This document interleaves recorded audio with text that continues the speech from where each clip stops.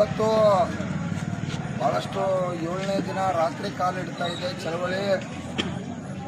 ಈಗಾಗಲೇ ಏನು ನಮ್ಮ ಬೇಡಿಕೆ ಇತ್ತು, ಇವತ್ತು HK ಪಾಟೀಲ್ ಸಾಹೇಬರು ಕೂಡ ಭಾಳಷ್ಟು ರಾಜ್ಯದ ಮುಖ್ಯಮಂತ್ರಿ ಅವರ ದೂತರನ್ನಾಗಿ ಕಳಿಸಿರು. ಇವತ್ತು ಅದರ ಪ್ರತಿನಿಧಿಯಾಗಿ ಕಳಿಸಿ ಅವರಿಗೆ ಹಲವಾರು ವಿಷಯಗಳನ್ನು ನಮ್ಮ ರೈತ ಏನೋ ದೇವರುಗಳು ಬಂದಿತ್ತು, ಲಕ್ಷಾಂತರ ಜನ ಬಂದಿತ್ತು, ಅವ್ರ ಮುಂದೆ ಅವರಿಗೆ ಗಟ್ಟಿಯಾಗಿ ಸಂದೇಶ ಕೊಟ್ಟರು.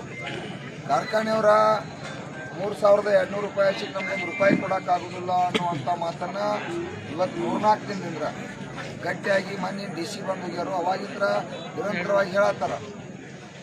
ಆಗಲಿ, ಕಾರ್ಖಾನೆಯವ್ರು ಕೊಡೋಕ್ಕಾಗಿಲ್ಲ ಅಂದ್ರೆ ಮುಖ್ಯಮಂತ್ರಿ ಕೊಡಲಿ, ಕಾರ್ಖಾನೆಯವ್ರು ಕೊಡೋಕ್ಕಾಗಿಲ್ಲ ಅಂದ್ರೆ ಬಿಡ್ನು, ಕಾರ್ಖಾನೆಯವ್ರು ಕೊಡೋಕ್ಕಾಗಿಲ್ಲ ಅಂದ್ರೆ ಈ ರೈತ ದೇವರ ಎಲ್ಲ ರೆಡಿಯಾಗಿದ್ದಾರೆ.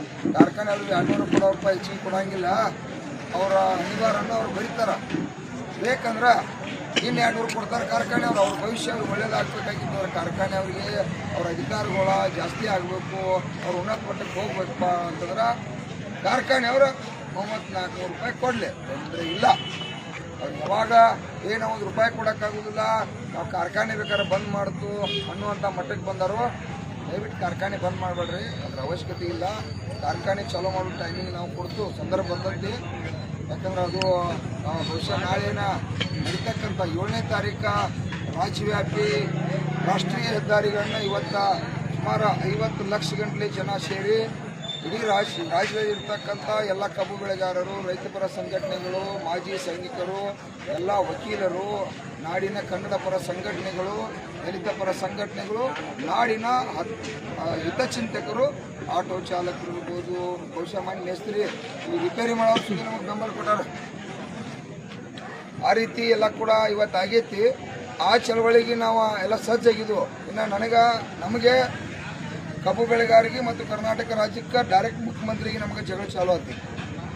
ಏನು ಚಾಲೂ ಆತಂದ್ರೆ, 1 ಟನ್ ಕಬ್ಬಿಗೆ ಏನು ಗೌರ್ಮೆಂಟಿಗೆ 4500 ರೂಪಾಯಿ ಟ್ಯಾಕ್ಸ್ ಹೋಗ್ತಿದ್ದೆ ನಾ ಹೇಳಿದ್ದಲ್ಲ. 10 ವರ್ಷದಿಂದ ವಿದ್ಯಾ ಮುರುಕುಂಬಿ ರೇಣುಕಾದಿ ಮೇಡಮ್ ಅವರ ಸ್ಪ್ರೀಟ್ ಮೇಲೆ ರಾಜ್ಯ ಸರ್ಕಾರಕ್ಕೆ 4500 ರೂಪಾಯಿ ಹೋಗ್ತೈತಿ. ಅದರೊಳಗಿಂದ ನಮ್ದ ಕಟ್ಟಾಗ ರೊಕ್ಕ ಕೇಳ್ತೀರಿ ಮಾಲಕರ ಕಡೆ, ನೀವು ಅದರೊಳಗೊಂದು 1000 ಕೊಡ್ರಲ್ಲ ಅಂತೇಳಿ ಅವಾಗ ಒತ್ತಾಯ ಮಾಡಿದ್ವಿ. ಅದು ತಮಗೆ ಗೊತ್ತೈತಿ. ಅದೇ ಪ್ರಕಾರ ನಾವು ಲೆಕ್ಕ ಅಭ್ಯಾಸ ಕಾರ್ಖಾನೆಯವ್ರನ್ನ ಹಲವಾರು ಜನ ಅದನ್ನ ಅಭ್ಯಾಸ ಮಾಡ್ಯಾರು.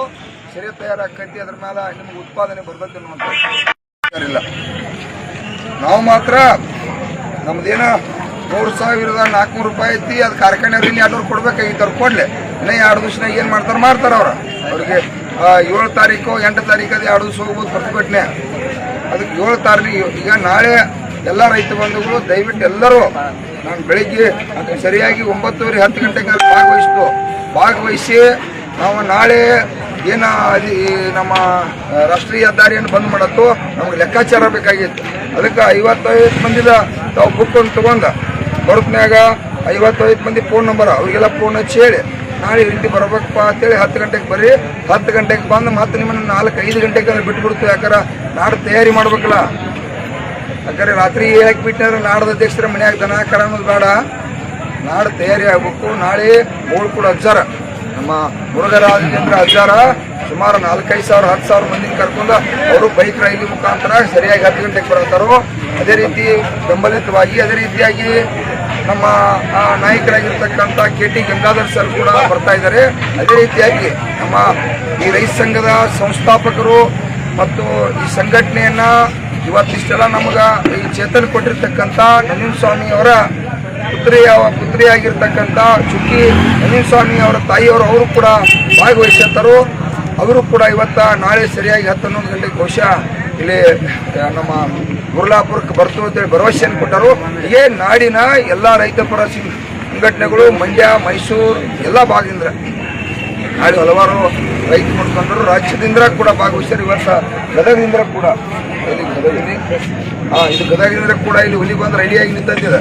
ಇದು ಸುಮಾರು 100 ಮಂದಿನ ಅಲ್ಲಿಂದ ಕರ್ಕೊಂಡ್ ಬಂದಾರ. ಜೋರಾಗಿ ಚಪ್ಪಳಿ ಬಾರ್ತಾರೆ. ಇದು ಇವತ್ತು ಈ ಚಳವಳಿ ಇದು ನನ್ನ ವೈಯಕ್ತಿಕ ಚಳವಳಿ ಅಲ್ಲ, ಇದು ಜನಾಂದೋಲನ ಆಗೈತೆ. ಕಬ್ಬು ಬೆಳೆಗಾರ ಇರ್ಬೋದು, ಯಾವುದೋ ಬೆಳೆ ಇರಲಿ, ಮುಂದೆ ಜನಾಂದೋಲನ ಆಗ್ತದೆ. ಈಗಾಗಲೇ ದಯವಿಟ್ಟು ಯಾರು ಹೆದರ್ಬೇಡ್ರಿ. ಕಬ್ಬು ಕೂಡ ಕಾರ್ಖಾನೆ 2-3-4 ದಿವಸ ಚಾಲೂ ಆಗ್ತಾವು. ಕಾರ್ಖಾನೆಯವ್ರು ಕೂಡ ಅವ್ರು ಏನೋ ಒಂದು 100 ರೂಪಾಯಿ ಕೊಡ್ಬೇಕು ಅನ್ನುವಂಥ ಪ್ರೀತಿ ಬರಾದ ಜನಸಾಧ್ಯತೆ ಕೊಡ್ಲಿ ಪಾಪ ಕೊಟ್ರೆ ಭಾಳ ಚಲೋ ಆಯ್ತು. ಏನು ವಿರೋಧ ಕೊಡಲೇಬೇಕಾ ಕೊಟ್ರೆ ಅವ್ರ ಭವಿಷ್ಯಕ್ಕೆ ಕೊಡಿದ್ರೆ ಅವ್ರಿಗೆ ತೊಂದರೆ. ಕಾರ್ಖಾನೆ ಚಾಲೂ ಮಾಡ್ಲಿಕ್ಕೆ ನೀವು ಅವಕಾಶ ಕೊಡ್ತೀರಾ? ಈಗಲ್ಲ ಅಲ್ಲಿ ಏನ ಹೆದ್ದಾರಿ ರೋಡ್ ಚಳವಳಿ ಪ್ರಾರಂಭ ಆಗ್ತೈತಿ, ಆ ಚಳವಳಿ ಮುಗಿದ ನಂತರ ಪರ್ಮಿಷನ್ ಕೊಡ್ತೀವಿ. ಅಲ್ಲಿವರೆಗೆ ಪರ್ಮಿಷನ್ ಇಲ್ಲ. ಅವ್ರ 3400 ಕೊಡ್ಲೇಬೇಕಾಗೈತೆ. ಅವ್ರು ಕೊಟ್ರೆ ಅದ್ರೊಳಗೆ ಕೊಟ್ರೆ ನಾಳೆ ಬಂದು ಇಲ್ಪ ನಾವು ಕೊಡ್ತೀವಿ ಅಂತಂದ್ರೆ ಚಲೋ. ಅವ್ರಿಗೂ ಎಲ್ಲಿವರೆಗೆ ಬ್ರೇಕ 7 ತಾರೀಕೇನು ರಾಷ್ಟ್ರೀಯ ಹೆದ್ದಾರಿಗೆ ಹೋರಾಟ ಹೋಗ್ತು, ಅದು ಯಾವಾಗ ಅಂತ್ಯ ಆಕತಿ ತೀರ್ಮಾನ ಆಕತಿ. ಆದಷ್ಟು ಕಾರ್ಖಾನೆಗಳು ಚಾಲು ಆಕತಿ. ಮುಖ್ಯಮಂತ್ರಿ ಅವರು ಕೂಡ ಪರಿಹಾರನ ಕೊಟ್ಟೇ ಕೊಡ್ತಾರೋ ನಮ್ಗೆ ಭರವಸೆ ಐತಿ. ಯಾಕೆ ಭರವಸೆ ಐತಂದ್ರೆ ಜನಾಂದೋಲನ ಆಗೈತೆ. ಎಲ್ಲ ಮೀಡಿಯಾ ಮತ್ತು ಯೂಟ್ಯೂಬ್ ಎಲ್ಲ ನಮ್ಮ ದೇವರುಗಳು ಕೆಲಸ ಮಾಡಿದಾವ. ಮುಖ್ಯಮಂತ್ರಿ ಕೂತು ನೋಡತನ ಜನ ಜಾಗೃತ ಆಗೈತೆ, ಕಬ್ಬು ಬೆಳೆಗಾರ ಜಾಗೃತ ಆಗ್ಯಾರ. ಮತ್ತೆ ಇವತ್ತ ನಾವು ಎಷ್ಟು ದಿವಸ ನವೆಂಬರ್ 1ಕ್ಕೆ ಚಾಲು ಆಗ್ತಿದ್ದು, 2 ದಿವಸ ತಾರೀಕು ಎಷ್ಟು 5 ತಾರೀಕು, 4 ದಿವಸ ಲೇಟ್ ಆಗೈತಿ. ಇನ್ನೊಂದು 4-5 ದಿವಸ ಮತ್ತೆ ಒಂದು ಏನು ಕಬ್ಬು ಸಿಗ್ತಾವ, ರಿಕ್ವೈರಿನೂ ಬರ್ತೈತಿ. ನೀರು ಹಾಸಿದಿರಲ್ಲ ಎಲ್ಲ ಓಕೆ ಐತಿ. ಕಾಳಜಿ ಮಾಡಬೇಡ್ರಿ, ಯಾರು ಮನಸ್ಥಿತಿ ಕಳ್ಸ್ಕೊಬೇಡ್ರಿ. ಎಲ್ಲ ನನ್ನ ರೈತ ಬಂಧುಗಳು, ರಾಜ್ಯದ ರೈತ ಬಂಧುಗಳೆಲ್ಲ ಕೈ ಮುಗಿದು ವಿನಂತಿ ಮಾಡ್ತಾ ಇದ್ದೀನಿ.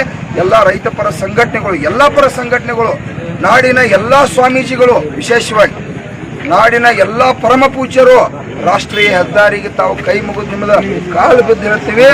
ಎಲ್ಲ ಸ್ವಾಮೀಜಿಗಳು ನಮ್ಮ ಅನ್ನದಾತರನ್ನು ಕಾಪಾಡಕ್ಕ ತಾವೆಲ್ಲರೂ ಕೂಡ ಎಲ್ಲಿ ರಾಷ್ಟ್ರೀಯ ಹೆದ್ದಾರಿ ಹತ್ತರಿಕಿ ಟೋಲ್ ನಾಕಾಕ ತಾವು ಸುಮಾರು 10 ಲಕ್ಷ ಜನ ಸೇರ್ಬೇಕಂತೇಳಿ ನಾವು ನಿರೀಕ್ಷೆಯನ್ನು ಮಾಡಿದ್ದೀವಿ. ಎಲ್ಲರೂ ಕೂಡ ಇವತ್ತ ಕಾನೂನು ನಮ್ಮ ವಕೀಲರೆಲ್ಲ ಕೂಡ ಜಿಲ್ಲೆಯಲ್ಲಿ ಇರ್ತಕ್ಕಂಥ ಬೆಳಗಾವಿ ಜಿಲ್ಲೆ ಇರ್ತಕ್ಕಂಥ ವಿಶೇಷವಾದ ಎಲ್ಲ ವಕೀಲರು ಕೂಡ ತಾವು ಕೂಡ ಹತ್ತರಿಕಿ ಟೋಲ್ ನಾಕಾಕ ತಾವೆಲ್ಲ ಭಾಗವಹಿಸ್ರಿ. ಮಾಜಿ ಸೈನಿಕರು ಭಾಗವಹಿಸ್ರಿ, ದಲಿತ ಪರ ಸಂಘಟನೆಗಳು, ಕನ್ನಡ ಪರ ಸಂಘಟನೆಗಳು ಎಲ್ಲರೂ ಕೂಡ ಭಾಗವಹಿಸ್ರಿ.